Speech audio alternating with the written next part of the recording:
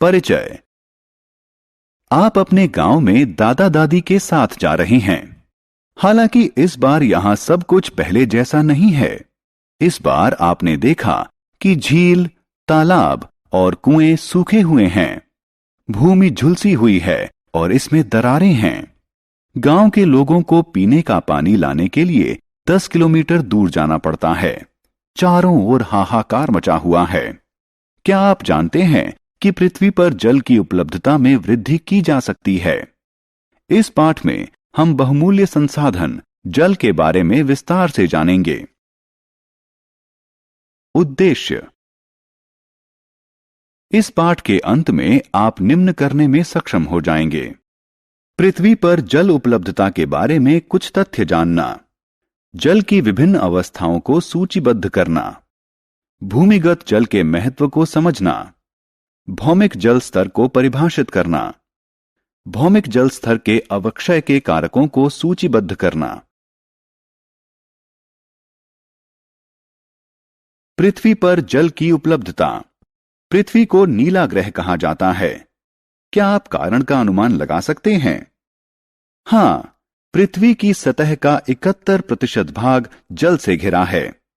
यह जल नदियों, तालाबों, महासागरों और झरनों के रूप में है, जिसके कारण इसे अंतरिक्ष से देखने पर इसका रंग नीला दिखाई देता है। हालांकि पृथ्वी पर उपलब्ध जल का 97% जल खारा है, इसलिए यह ना तो घरेलू उपयोग के योग्य है और ना ही कृषि और औद्योगिक इस्तेमाल के लायक है।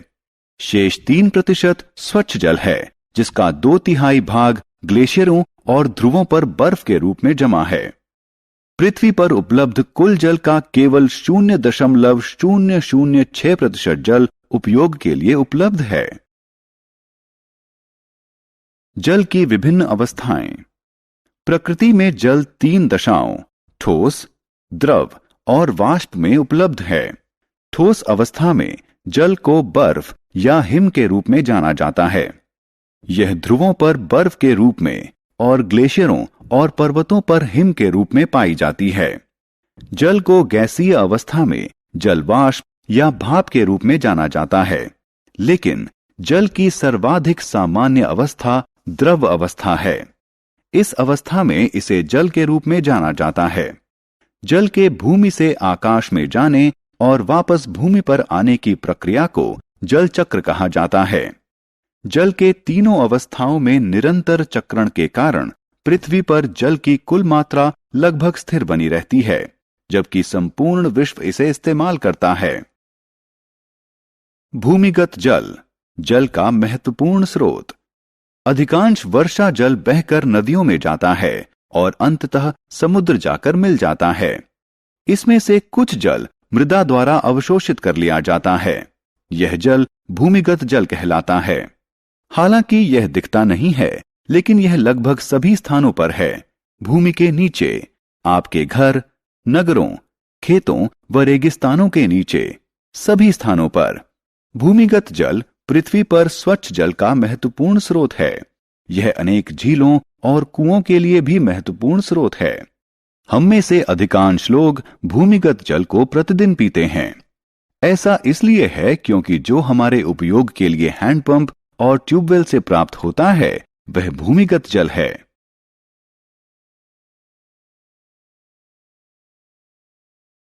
भौमिक जल स्तर। भूमि के भीतर वह सबसे ऊपरी स्तर जो पूर्ण रूप से जल से भरा हुआ होता है, भौमिक जल स्तर कहलाता है।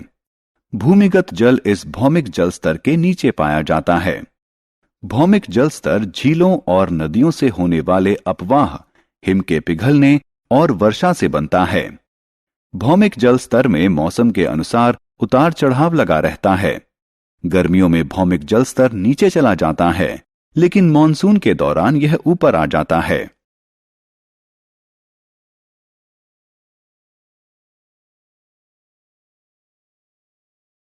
भौमिक जल स्तर।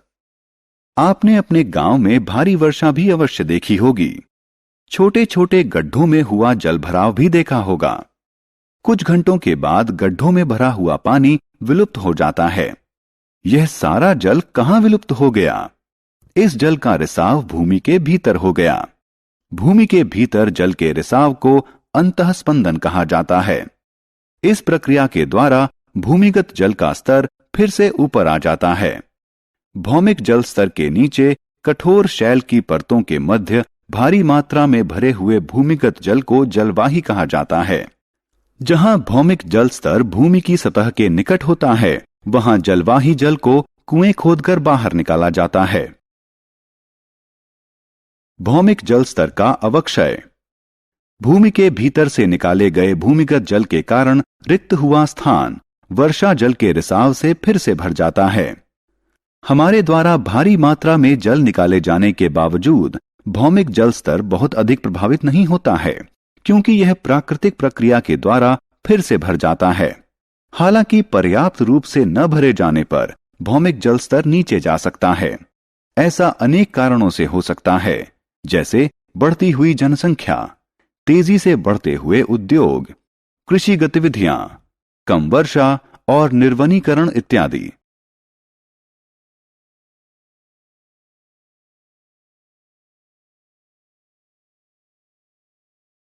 सारांश।